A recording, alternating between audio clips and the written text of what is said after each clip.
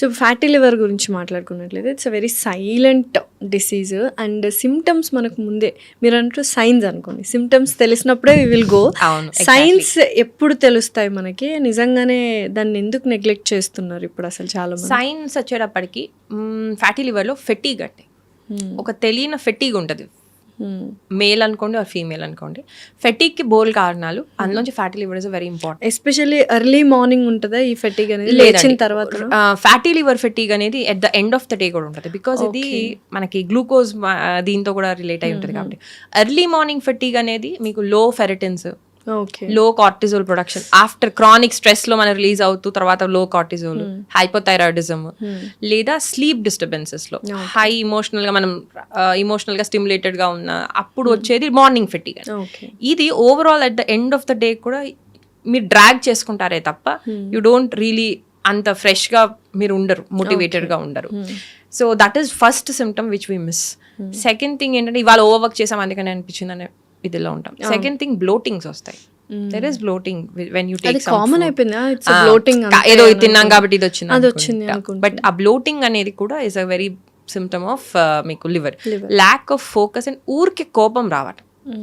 Anger అనేది emotion burden అనేది మీకు ఎక్కువగా లివర్ క్యారీ చేస్తుంది. So we have this connection అనమాట. ఇమోషనల్గా మనం చూసినట్టయితే ఫర్ ఎగ్జాంపుల్ ఫియర్ ఎక్కువ పడేవాడికి తొందరగా కిడ్నీలో స్ట్రెస్ పెరుగుతుంది. అంటే ఫియర్ వస్తే కిడ్నీ ఏదైనా అవుతుందని కాదు, ఆ ఇంప్రెషన్స్ అనేది ఎక్కువగా మన కిడ్నీ క్యారీ చేస్తుంది. ఎక్కువ వరి వాడు లంగ్. అలాగా యాంగర్ అనేది ఇరిటబిలిటీ అండ్ యాంగర్ పెరుగుతుంది, మనకు టాలరెన్స్ తగ్గుతుంది. ఈ 3 సిమ్టమ్స్ వచ్చినప్పుడు we have to 100% check about liver. And unnecessary fat కూడా మీకు అప్పటి వరకు ఒకలాగా ఉండి దెన్ విసరల్ కానీ అబ్డామినల్ ఫ్యాట్ కనుక సడన్ గా పెరుగుతోంది అన్నప్పుడు కూడా go for a check for the liver. So వచ్చిన తర్వాత ఎలాగా, what is the treatments? Fatty liver కి we have to detox your liver అండి. లివర్ ని మనం దాని ఇన్సులిన్ సెన్సిటివిటీస్లో ఇష్యూ ఉన్నాయా, లేకపోతే రియలీ మనకి ఫ్యాట్ అనేది డిపాజిట్ అవుతుందా, అసలు ఎక్కడ ప్రాబ్లం ఉంది. మేమైతే పిత్తా బ్యాలెన్స్ చేయటము, పిత్తాన్ని డీటాక్స్ చేయటం చేసుకుంటూ వెళ్తాము. అండ్ తర్వాత అసలు దీన్ని స్టిమ్యులేట్ చేసేవి ఏవైనా ఎక్స్టర్నల్గా మనం ఎక్కువ తీసుకుంటున్నామా, హెవీ మెటల్స్ టోల్ ఎక్కువ ఉంటుందా, లేకపోతే ఎక్కువ ప్రిజర్వ్డ్ ఫుడ్స్ వెళ్తున్నాయా, or more oily food, oil మరీ వాడిన ఆయిల్ కూడా is a very big toll on the liver. Or too much of fruit diet, high fruits, మనం మిగతావన్నీ వదిలేసి ఓన్లీ ఫ్రూట్స్ తాగుతాం. ఫ్రూట్ డైట్స్ అని, లిక్విడ్ డైట్స్ అని, ఇట్లా క్రాష్ డైట్స్ చేసేస్తున్నారు. సో దీనివల్ల కూడా లివర్ అనేది బికాస్ ఫ్రూట్ లో ఫ్రక్టోజ్ ఉంటుందండి. అండ్ ఫ్రక్టోజ్ ని మనం బాడీలో receiving point only liver. So అలాంటి టైంలో liver takes a problem. Fatty liver ఉన్నప్పుడు too much of fruit diet మాత్రం చేయదు. అప్పుడప్పుడు ఫ్రూట్స్ తినడంలో ఏ ప్రాబ్లం ఉండదు. Seasonal fruit should be taken. ఎందుకంటే దాంట్లో ఉండే అడ్వాంటేజెస్, దాంట్లో ఉండే హై ప్రాణ ఎనర్జీస్ ఇస్ దేర్. కానీ only fruit diet, mixed fruit diets తీసేసుకుని మాత్రం ఇబ్బంది పెట్టారు. లివర్ అనేది చాలా మంచి ఆర్గాన్, వెరీ అండర్స్టాండింగ్ ఆర్గాన్. ఎందుకంటే చిన్నప్పుడు ఫంక్షన్స్ ఆఫ్ లివర్ అంటే టపటపా చదివేసే వాళ్ళం. ఒక 10-20% నుంచి కూడా రీజనరేట్ అయ్యే సస్టైనబుల్. సో దాన్ని కాపాడుకోవాలంటే ఏదైనా మంచి ఫుడ్స్ చెప్తారు which gives energy to liver. Cinnamon tea, అది కూడా Ceylon variety of cinnamon tea, that helps అండి. దెన్ మీరు డాండిలియన్ రూట్స్ అని దొరుకుతాయండి, that gives a very good effect అండి. ఉసిరి పనిచేస్తుందండి. ఉసిరి also helps to detox your liver, కానీ లేకపోతే it takes your liver very, it makes your active. Any kind of spice helps you to clear the liver parts. But అది కూడా తీసుకోవాల్సిన క్వాంటిటీలో, దేనికైనా అది పాయింట్. ఫ్రీక్వెన్సీ, రిపిటీషన్ కాకుండా ఉండేది ఒకటి. Second thing quantity, too important. Dose, దానే డోస్ అంటాం. ఓకే. సో ఎర్లీ మార్నింగ్ చాలా మంది ఈ కషాయం లైక్ ఆల్ స్పైసెస్ వేసుకొని లైట్గా కషాయం వేసుకొని నిమ్మకాయ తీసుకొని తాగుతూ ఉంటారు. ఎవ్రీడే అది తాగుతూ ఉంటారు కొంతమంది ఆన్ అండ్ ఆఫ్ తాగుతుంటారు. Which is best? On and off better అండి. అయితే ఇప్పుడు అందరు అడిగే క్వశ్చన్ ఇదేనండి, ఏంటంటే ఇప్పుడు మనకేంటో తెలియదు, వాట్ ఆర్ వి అంటే నా కాన్స్టిట్యూషన్ ఏంటో తెలియదు, వాత పిత్త కఫాలు అంటారు మీరు, అది మాకు అర్థం లేదు, అర్థం అవ్వదు. So what should we do? ప్రతి వాళ్ళు వచ్చి వాత పిత్త కఫాలు చూసుకోవాలి.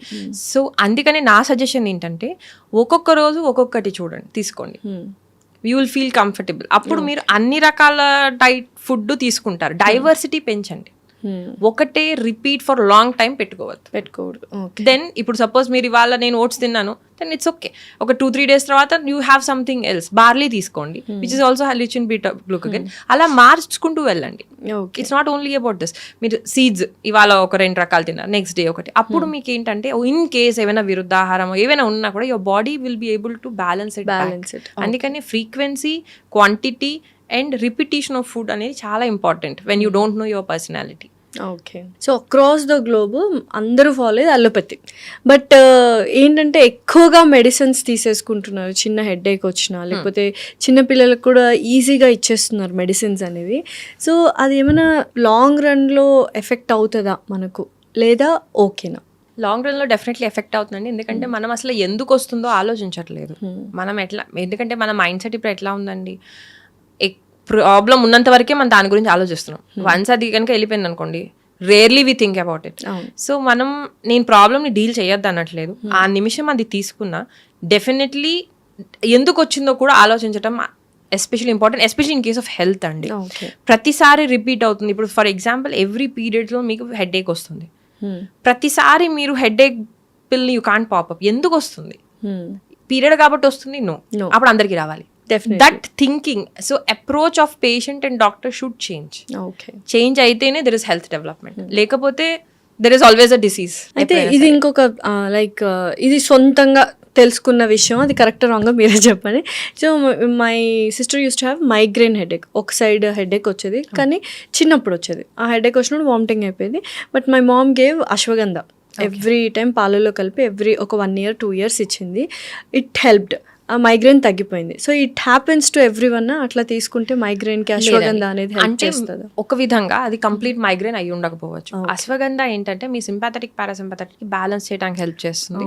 కొంచెం బ్లడ్ వెజల్స్ ఇంకా న్యూరో ట్రాన్స్మిషన్స్ ని రిలాక్స్ చేయడానికి. So it could be more of a stress headache.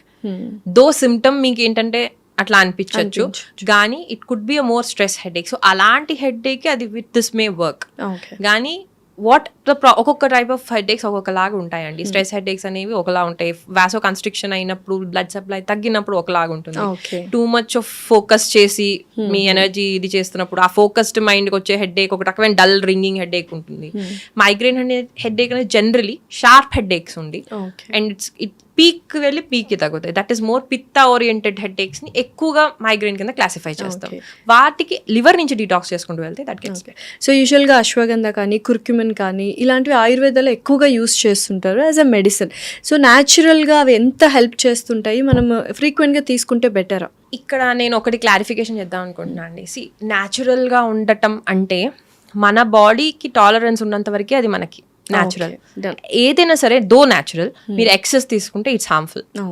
So natural కదా అని మనం రెగ్యులర్గా తీసుకోవటము లేకపోతే డైలీగా వాడటం అనేది కరెక్ట్ కాదు. ఎవరికి ఎంత నెసెసరీయో అంత వాడటమే కరెక్ట్. సింథటిక్ కూడా మన బాడీ డిగ్రేడ్ చేసేసేంత వరకు no problem. So what is unnatural or synthetic అంటే ఎప్పుడైతే అది మన బాడీలో స్టక్ అయిపోతుందో and it starts causing an issue, అది though it's natural or synthetic it is a problem. Okay.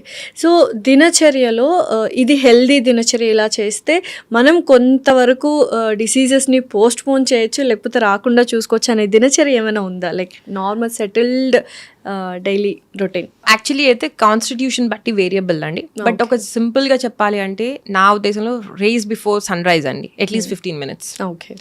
And then మీరు పొద్దున్నే ఏదైనా హ్యావ్ సమ్ టీ అంటే మిల్క్ టీ కాదు, 100% avoid milk tea and coffee.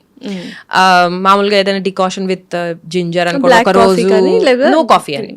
Black coffee కూడా no, because లేచిన వెంటనే having a tea and coffee is a first wrong step for chronic gastro issues. So లేవగానే mild tea తీసుకోవచ్చు without milk. వేడి నీళ్ళు, నెయ్యి కానీ ఆర్ ఎనీ జింజర్ టీ కానీ, అట్లాంటి ginger with water, no milk అండి, అది తీసుకుని హ్యావ్ ఎనీ ఫ్రూట్ కానీ, ఆ సీజనల్ ఫ్రూట్ ఏదైనా మీరు స్టార్ట్ చేసుకుని then exercise for 15 to 20 minutes, anything, aerobic అనుకోండి, స్ట్రెంథనింగ్ అనుకోండి. నా ఉద్దేశంలో morning exercises plays a very good role, పిల్లల్లో కూడా ఇంక్లూడింగ్. తర్వాత యూ స్టార్ట్ యువర్ డే అండి, అండ్ హ్యావ్ బ్రేక్ఫాస్ట్ మీరు ఉండగలిగితే ఉండండి, బికాస్ ఇప్పుడు ఉండే లైఫ్ స్టైల్కి అంత బ్రేక్ఫాస్ట్ నెసెసిటీ ఉండట్లేదు, depends on what you eat. ఒకవేళ తినాలనుకుంటే క్వాంటిటీ ఆఫ్ బ్రేక్ఫాస్ట్ తక్కువే ఉండటం బెటర్, బికాస్ మనది ఎక్కువ సెడెంటరీ లైఫ్ స్టైల్ అయిపోతుంది. లేదా మీది కనుక ఏదైనా వర్క్ చేస్తున్నారు ఆర్ ఫిజికల్ వర్క్ ఎక్కువ ఉందంటే then you can have a good amount of breakfast కూడా ఫస్ట్ దాంట్లో ఫ్యాట్ అండ్ ప్రోటీన్ ఎక్కువ ఉండి కొంచెం కార్బ్ తగ్గితే బెటర్ మీకు బేస్డ్ ఆన్ దిస్ ప్రోటీన్ భాషలో. ఇంకా డీప్ గా అయితే we go with the constitution, A kind of food better, pongal బెటరా ఆర్ అలాగా. And have all kinds of food, like ఒకరోజు మీరు కనుక దోశ తింటే ఒకరోజేమో ఇడ్లీ తినండి, ఒకరోజేమో ఓట్స్ తినండి, ఒకరోజు పోహా తినండి. You have all the variety of food with quantity తక్కువ. ఒక ఇప్పుడుండే యావరేజ్ లైఫ్ స్టైల్కి అయితే తక్కువ క్వాంటిటీ బెటర్. మధ్యాహ్నం ఫుడ్ 12:30 to 1 లోపల తీసుకునేటట్టు, అండ్ అందులో అన్ని రకాలు కూర, పప్పు, చారు ఉండేటట్టు చూడు. కర్డ్ ఈవినింగ్ పూట 7:30-8 ఆర్ మాక్సిమం బై 7 to 8 లోపల కనుక అవి కొట్టుకోగలిగితే ఇట్స్ మోర్ అడ్వైజబుల్ అండి. 3 times of food is an basic thing, 2 times is more healthier. 100%. కానీ మన లైఫ్ స్టైల్ బట్టి, మన యాక్టివిటీ బట్టి దాన్ని బ్యాలెన్స్ చేయండి. ఇప్పుడు మా ఒక డిసీజ్ అసిడిటీ ఉన్న వాళ్ళకి తీసుకుని నేను 3 times by 2 times తీసుకుంటే it will not healthy person. 2 times is enough. It's a good thing అండి. మధ్యలో స్నాకింగ్ ఎంత అవాయిడ్ చేయగలిగితే అంత better. That is very important. ఇంత చేసి 2 times తీసుకొని స్నాకింగ్ ఎక్కువ అయిపోతుంటుంది, యూజ్ లేదండి. దెర్ ఇస్ నో యూజ్ అన్నమాట. సో తినేదేదో ఆ టైంలో మనం ప్రాపర్ గా తింటాం ఇస్ కరెక్ట్. అండ్ టైంకి పడుకోండి. That's what I would give everybody suggestion, like maximum by 10 మీరు కనుక పడుకుని సూర్యోదయానికి ముందు అట్లీస్ట్ 15 minutes ముందు ఆ సైకిల్ మనం మెయింటైన్ చేయగలిగితే కొన్ని హెల్త్ ప్రాబ్లమ్స్ చాలా వరకు క్లియర్ అయిపోయి మనకు తెలియని కూడా it will be taken care. ఎందుకంటే ఆ పడుకోగలుగుతున్నాము అంటేనే we are able to balance parasympathetic. And ఒకవేళ పడుకోలేకపోతున్నాం అంటే డీల్ విత్ ఇట్ అండి. ఎందుకు పడుకోలేకపోతున్నాము, ఎందుకు we are reading at that time, why we are doing this అనేది, that's what I would suggest. Definitely. మనం ఇప్పుడు పంచభూతాల్లో మనం ఎక్కువగా కనెక్టెడ్ ఉండేది నేలకి, రైట్? సో దానికి మనము గ్రౌండింగ్ అనే వర్డ్ ఎక్కువగా వినిపిస్తుంటుంది. మనం ఎంత కనెక్టెడ్గా ఉంటే మనకు చాలా హెల్త్ బెనిఫిట్స్ ఉంటాయి. సో ఇదివరకు కాలంలో ఏంటంటే మట్టి నేల కానీ, దొడ్డి కానీ, లేకపోతే ఒక వరండా అనేది చాలా కామన్ గా ఉండేదండి. ఇప్పుడు ఏంటంటే మనకి ఆ మట్టి కూడా మట్టి అయిపోయి మనం క్లీన్లీనెస్ ఫ్రీక్ అయిపోయి, సో వీఆర్ డూయింగ్ మొత్తం అంతా కూడా మనం సిమెంటింగ్ చేసేస్తున్నాం. సో దీంతో ఏమవుతుందంటే అండి, బేసికల్ గా మన వోల్ట్ ఏదైతే ఉంటుందో, మనం ఓన్లీ కెమికల్ బాడీ కాదు, యాజ్ ఐ మెన్షన్. మనం we are also an electric body. మనలో ఎలక్ట్రిక్ వోల్ట్స్ కానీ ఎక్స్చేంజ్ ఆఫ్ అయాన్స్ అయ్యేది ఆ బేస్ మీదే. సో దాంతో ఆ వోల్ట్ అనేది ప్రాపర్ గ్రౌండింగ్ అనేది జరగదు, ఆ ఎక్స్చేంజ్ అనేది. So grounding is very important.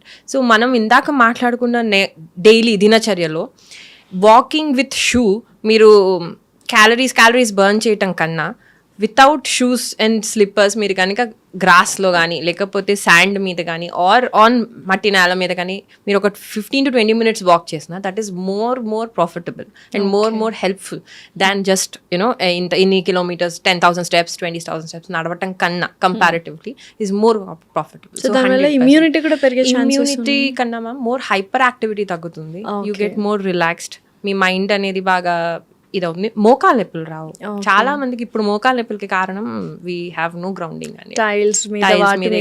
So మనకి ఏంటంటే ఆ హీట్ థర్మోజెనసిస్ లో కూడా ఇష్యూస్ వస్తాయి. ఆ బ్యాలెన్స్ అనేది వీ స్టార్ట్ లూజింగ్ అనమాట. సో అది కెన్ బి బ్యాలెన్స్డ్. అండ్ పాదంలో కూడా మనకు నర్వ్ ఎండింగ్స్ లో which are directly connected to brain ఉంటాయి, రిఫ్లెక్సెస్ ఉంటాయి. అవి నడిచినప్పుడు ఆ నర్వస్ సిస్టమ్ అనేది బాగా స్టిమ్యులేట్ అయ్యి రిలాక్స్ అవుతుంటుంది. అవునండి. అదే బీట్ మీద మీకు మసాజెస్ అనుకోండి, ఇవన్నీ కూడా. Okay, done. మ్యామ్, ఒక ఫుడ్ ఎవ్రీ డే విమెన్ తీసుకోవాలి. ములగాకు పొడి ఎంత క్వాంటిటీ? కొంచెం స్మాల్ క్వాంటిటీలో, but you can still take a break. But నా పరంగా ఏంటంటే more than food, life style మీద ఎక్కువ ఫోకస్ చేయడం better. We should be done every day.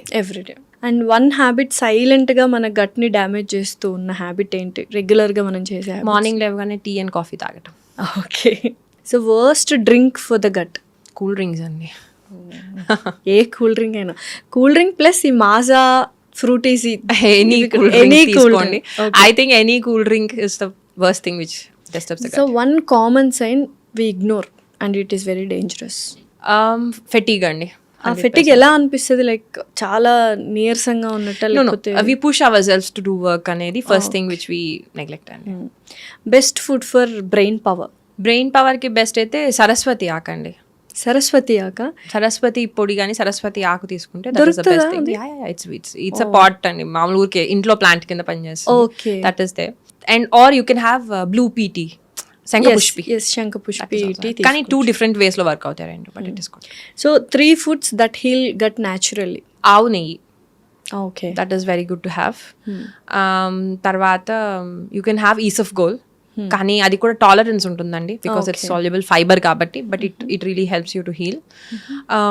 And ఉసిరి, అది ఇమ్యూన్ వైజ్ గా బాగా హెల్ప్ చేస్తుంది. కూడా ఎవ్రీడే తీసుకోవచ్చు, పౌడర్ లాగా కానీ ఒక చిన్న ముక్క కానీ తీసుకోవచ్చు. ఓకే.